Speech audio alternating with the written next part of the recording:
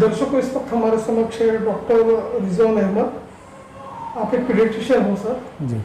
और oasis multi speciality hospital में आप पीडियाट्रिशियन हो। जी राइट।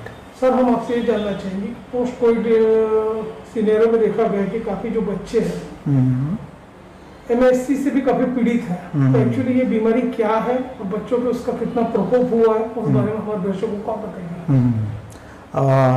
सभी दर्शकों को मेरा नमस्कार। मैं डॉक्टर रिजवान अहमद हूँ। मैं लता मंगेशकर हॉस्पिटल हिंगना में एक पीडियाट्रिक लेक्चरर हूँ और मैं अपनी प्रैक्टिस ओएसिस मल्टी स्पेशलिटी में करता हूँ। मैं एक बाल रोग विशेषज्ञ हूँ। अभी फ़िलहाल में जो वेव चली है, सेकेंड वेव, उसमें बच्चों का इतना प्रकोप नहीं हुआ है, लेकिन अभी जो तीसरी वेव आने वाली है जिसकी आशंका बताई जा रही है, उसमें बच्चों का बोल रहे हैं। बट इसका ऐसा कहीं पे भी साइंटिफिक प्रूवन नहीं है कि थर्ड वेव आने वाली है। बट अभी जो केसेस आए हैं वो MISC करके प्रेजेंट हुए हैं, जो सेकेंड वेव में बच्चे आए हैं, लेकिन जो मात्रा में आए हैं वो इतनी तरह से नहीं आए हैं। हम लोग जो देखे हैं लता मंगेशकर में, मैंने जहाँ तक के देखे हमारे पास में 7, 8, 10 केसेस आए हैं। उसका हम लोग डॉक्यूमेंटेशन कर रहे हैं। वो बच्चे वो एक तो हाई ग्रेड फीवर करके आते हैं, फिर एक दो ब्लड प्रेशर उनका एकदम कम हो जाता है, उनकी बॉडी में रैश आता है, ये सब करके। और हमने जहाँ तक कि एक म्यूकोरमाइकोसिस केस भी देखा है बच्चों में। अनफॉर्चुनेटली वो बच्चा एक्सपायर हो गया, एक 6 साल का बच्चा था। बाकी जो MISC का जो संशय है थर्ड वेव में आ रहा है, हम जो गवर्नमेंट ने हमको तैयारी करने के लिए बोला है, हम उसके लिए पूरी तरह तैयार है। लता मंगेशकर में भी एक पीडियाट्रिक कोविड टास्क का वार्ड बनाया गया है अभी, लेकिन वो फंक्शनल नहीं है। वहाँ पे केसेस अभी तक के एडमिट नहीं हो रहे हैं। बाकी गवर्नमेंट की तरफ से जो तैयारी है वो हमारी तरफ से हम भी पूरी तरह तैयार है। बट साइंटिफिकली ऐसे कोई थर्ड वेव की आशंका नहीं है। डॉक्टर रिजवान सर, आप क्या कहोगे कि अभी हाल ही में जो काफ़ी जो मरीज है डेंगू के, गैस्ट्रो के, डायरिया के भी काफ़ी आ रहे हैं। जी जी। ये जो बारिश जो अभी अचानक से हुई है, ये जो मानसून होता है इसमें ना वायरल इलनेसेस बहुत बढ़ रहे हैं। तो ये वायरल इलनेसेस के कारण इसमें डेंगू बहुत फैल रहा है, डेंगू लाइक इलनेसेस हो रही है, इन्फ्लुएंजा वायरस हो रहा है। तो ये सब जो लक्षण है ये सब वायरल के होते हैं। इसमें बच्चों को फीवर आता है, लूज मोशंस होते हैं, वॉमिटिंग होती है, या पानी की खराबी की वजह से ये सब गैस्ट्रोएंटेराइटिस होती है। तो ये साधारण है। इसका अगर सही तरीके से एक इलाज हो जाता है, अपने पीडियाट्रिशियन को दिखाया जाता है, बच्चों के सिम्टम्स जल्दी पकड़ में आ जाते हैं, तो इसमें कॉम्प्लिकेशंस नहीं होती है। दवाई या मेडिकेशन से वायरल फीवर कंट्रोल हो जाता है। अमूमन देखा गया कि जो छोटे बच्चे हैं, पर्टिकुलर जो किड्स होते हैं, वो ज्यादा करके जंक फूड का ज्यादा सेवन करते हैं। जी जी। वर्क फ्रॉम होम कल्चर जो चल रहा है, बैठी जीवन शैली जी, तो उस बारे में आप क्या कहोगे? देखिए, लॉकडाउन जो हुआ है इसमें घर में रहने की सलाह दी गई है, बट बच्चों को अपन कितना घर पे रखेंगे वो सब चीजें भी है। बच्चे एक ही तरह खाने का से क्या वो बोर हो जाते हैं, इस वजह से वो बाहर का उनका खाने की इच्छा होती है। बट हम सबको पता है कि बारिश हो रही है और बाहर का खाना बिल्कुल हाइजीनिक नहीं होता है, उस वजह से क्या बच्चों की तबीयतें ज़्यादा खराब होती है। तो मैं जितने पेरेंट्स हैं उन सबसे रिक्वेस्ट करूंगा कि आप जितना हो सके कोशिश कीजिए कि जो घर का बनाया हुआ खाना होता है, साफ तरीके से बना होता है, वो बच्चों को देंगे तो उनकी सेहत के लिए ज़्यादा अच्छा रहेगा।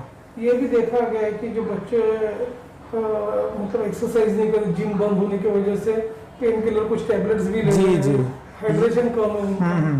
ये थोड़े बड़े बच्चों में देखा गया है, जो 15 साल 17 साल थोड़े बड़े होते हैं, तो उन लोगों में ऐसा है कि ये वीकनेसेस ज़्यादा हो रही है या उनको वायरल फीवर हो जाता है। तो ये पहले एक्टिविटीज़ ज़्यादा थी, अभी एक्टिविटीज़ कम हो चुकी है, तो वो थोड़े डिजिटल की तरफ ज़्यादा चले गए। जैसे ऑनलाइन क्लासेस हो गई उनकी, या एक्टिविटीज़ कम हो गई, मोबाइल में एडिक्शन ज़्यादा हो गया है, गेम ज़्यादा हो गया है, मोबाइल का स्क्रीन टाइम बढ़ गया है। तो इस वजह से क्या होता है कि ये सारी नई नई प्रॉब्लम, नई नई समस्या देखने लगी है जो यंग वाले बच्चे हैं उनमें। सर, फाल्को में एक दहशत है कि आगे आने वाला जो थर्ड वेव रहेगा जी, उस बारे में बच्चे कहीं संक्रमित न हो जाए। और सेकंड थिंग, कोई कालम ऐसा भी है कि पेरेंट्स लोग भी और इवन बच्चे भी हॉस्पिटल और ओपीडी में आने के लिए टाल रहे हैं, तो संक्रमण न हो जाए। तो किस प्रकार के अपने यहाँ पे स्टरलाइजेशन है, कोई प्रोटोकॉल को फॉलो किया जाए उस बारे में? जी, ये जो समस्या है ये जेन्युइन है। ये ऐसा पेरेंट्स के लिए क्या ये तो स्वाभाविक है कि उनको कि हॉस्पिटल में जाना है, अभी हमारा बच्चा छोटा है, इन्फेक्शन होना है, तो जब तक ज़रूरत नहीं है तो आप घर में ही रहिए। और अगर आपको ज़रूरत पड़ रही है बाहर जाने के लिए या बहुत ही ज़्यादा ज़रूरी है तो ही बाहर जाइए, सैनिटाइजेशन कीजिए, मास्क पहनाइए और पूरी तरह से जो आप सोशल डिस्टेंसिंग रहिए, क्राउड वाली जगह पे ना जाइए। और जो थर्ड वेव की आशंका बता रहे हैं, तो अभी भी आप, ऐसे नहीं है कि कोरोना खत्म हो गया है, तो आपको वो चीज़ पे ध्यान रखना है। ऐसे नहीं है कि एकदम से बाहर जाना है, आउटिंग करना है, रुकना है। तो इस तरह से अपन थर्ड वेव आने से बच सकते हैं। बच्चों को जो पर्टिकुलर वैक्सीनेशन के बारे में जो चर्चा चल रही है, वो कितना इफेक्टिव रहेगा? जी, वैक्सीनेशन का जो है वो अभी फिलहाल में सरकार की तरफ से 18 साल के ऊपर में रिकमेंडेड है, बट छोटे बच्चों में अभी ट्रायल्स चल रहे हैं, बट ट्रायल्स वो पूरी तरह सक्षम नहीं हुए और अप्रूव नहीं हुए। तो जैसे आशंका जताई जा रही है कि अगले साल तक के शायद हम लोग देख सकते हैं या उससे ज़्यादा टाइम भी लग सकता है, लेकिन कोई ऑफिशियल स्टेटमेंट नहीं आया कि बच्चों के लिए कोई कोविड वैक्सीन है। बट 18 साल के ऊपर वाले लोगों को सबको वैक्सीन लगाना चाहिए। नहीं, मेरा बोलने का मतलब कितनी एंटीबॉडीज विकसित होंगी यदि वैक्सीनेशन होता है? देखिए, कैसे एफिकेसी होंगी उस बात जी, इसके ऊपर ना अभी तक के एकदम ऐसे साइंटिफिकली ऐसे प्रूवन नहीं है कि कितना है, बट इससे पता चला है कि अगर जो लोगों ने वैक्सीन लगवाई है उनकी बॉडी में उतनी एंटीबॉडीज बनी है जो डिसीज की सीवियरिटी को कम कर रहा है। तो हमारे लिए ऐसा है कि वो कोरोना से बचाता नहीं है, बट उसकी सीवियरिटी से बचाता है। तो जो आगे कॉम्प्लिकेशंस होते हैं डेंगू, ये कोरोना की वजह से, तो वो हमको नहीं होंगे। तो उससे बेहतर है कि आज हमारे पास में वैक्सीन है तो हम उसका लाभ उठाएं, सरकारी सेंटर में जाए, प्राइवेट सेंटर में जाए जो आपके नजदीक में, और बिल्कुल कोरोना वैक्सीन लगवाए। बाजार में भीड़ बढ़ रही है, लोग सोशल डिस्टेंसिंग मेंटेन नहीं कर रहे हैं जी, तो आप किस तरह का संदेश पेरेंट्स को दोगे या बच्चों को दोगे? देखिए, ये जो हो रहा है, जो अनलॉक हो रहा है, सरकार ने अपना काम कर दिया है, लेकिन अभी हमको जिम्मेदार बनना है। अगर हम जब तक जिम्मेदार नहीं बनेंगे, हम मार्केट में जाएंगे, चीज़ें गर्दी करेंगे, गर्दी के हम लोगों की वजह से ही होती है, तो हमको वो सब नहीं करना है। हमको जिम्मेदार बनना है, जिम्मेदारी नागरिक बनना है। अगर ये सब हम करेंगे तो फिर इसमें क्या हमारा ही नुकसान होगा और हम ही